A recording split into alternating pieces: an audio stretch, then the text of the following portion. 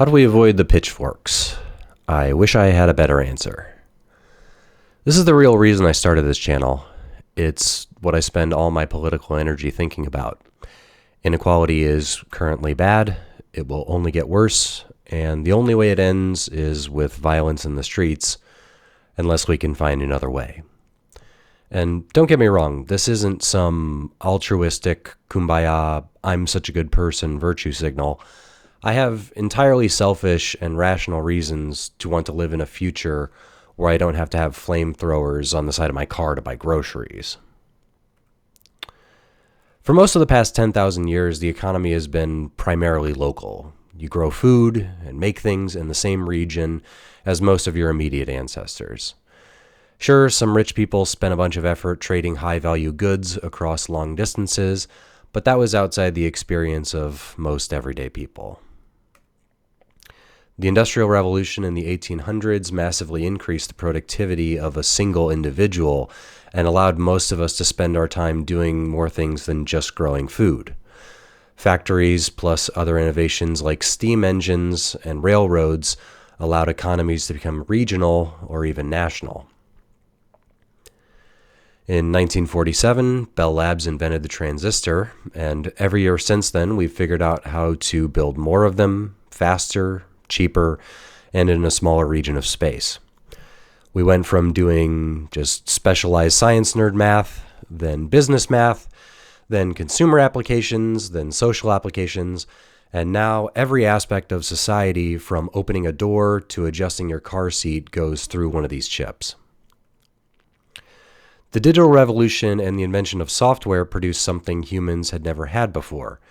General-purpose machines, where the marginal cost of a single copy was effectively zero. These industries scale in ways that no others ever have and allow a few individuals to exceed the output of entire countries in rare cases.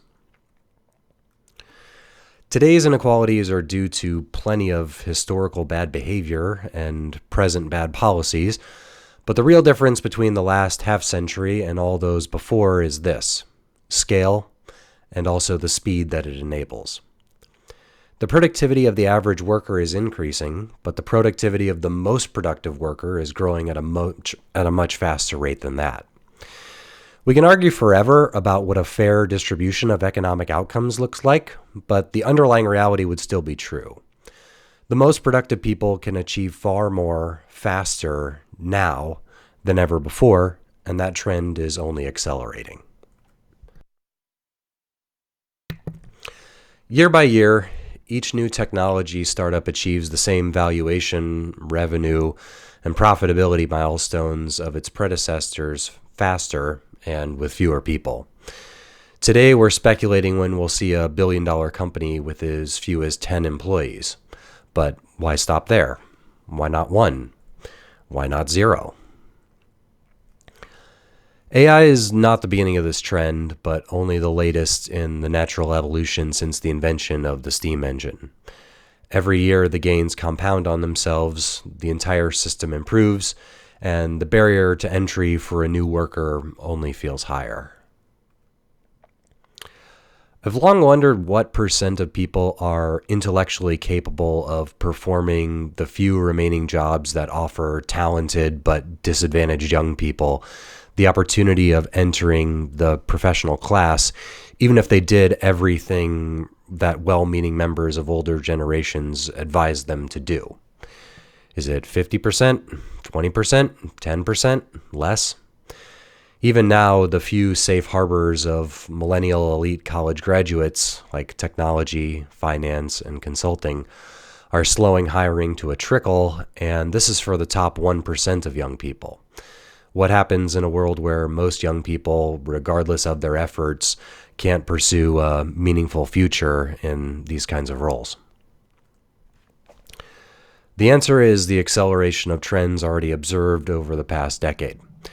Drug abuse and overdose, absence of community and connection, absence of purpose and direction, populism, nationalism, ethnocentrism, superstition, conspiracy, to name a few. The opposite of everything that built the modern world, which for all its failures is 100 times better at producing food, shelter, and material well-being than 20 generations ago. Many would be just as happy to see it burn, not knowing how incomprehensibly worse the other side of the coin would be once that happened. AI might produce the glorious, abundant, peaceful, and prosperous future so many dream of. But even if it does, in the best case, we've got years or decades to get through where the inequality of the 2010s will appear quaint and idyllic by comparison. So what do we do in the meantime, when utopia isn't here and everything might collapse before we get there? I wish I knew. But as long as I have this channel to put out poorly constructed word salad shower thoughts, maybe there's a chance I eventually stumble my way into a decent idea.